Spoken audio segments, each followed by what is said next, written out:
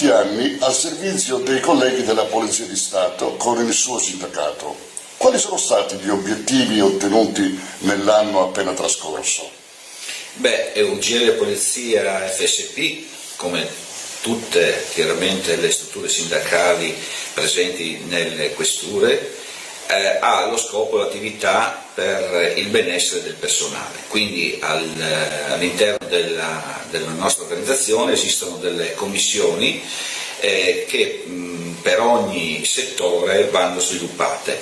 È chiaro che nello stato attuale in cui versa la questura di Pordenone l'obiettivo principale è chiaramente legato al numero dei servizi che vanno a toccare ogni volta le medesime persone, non dico con un doppio turno, ma sicuramente con un turno prolungato all'ordine di servizio.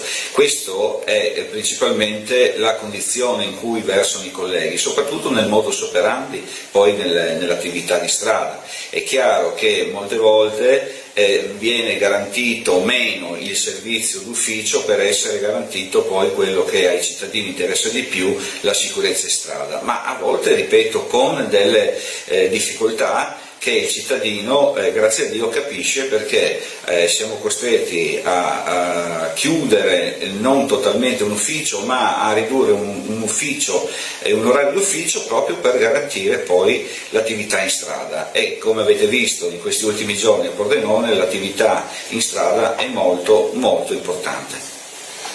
Senta, il cavallo di battaglia è sempre stato, come appena lei ha accennato, sulla carenza del personale. Ma è solo questo che il suo sindacato chiede agli organi competenti?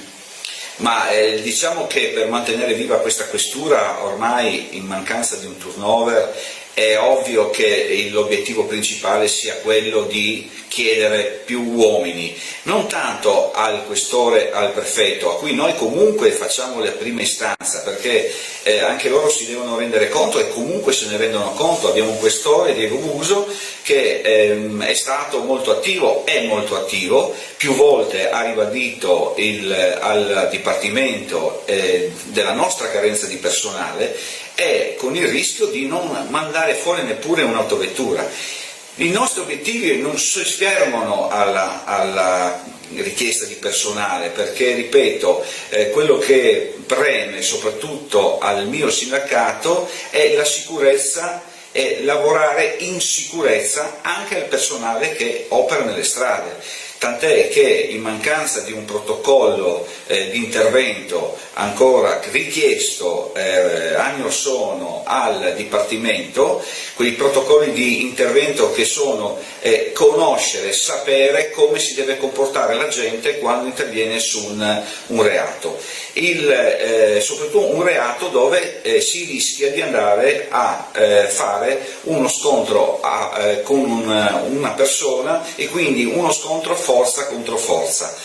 Molte volte abbiamo visto incidenti causati proprio da questo, soprattutto perché se il gioco forza vince chi è più forte, si rischia anche poi di andare in tribunale.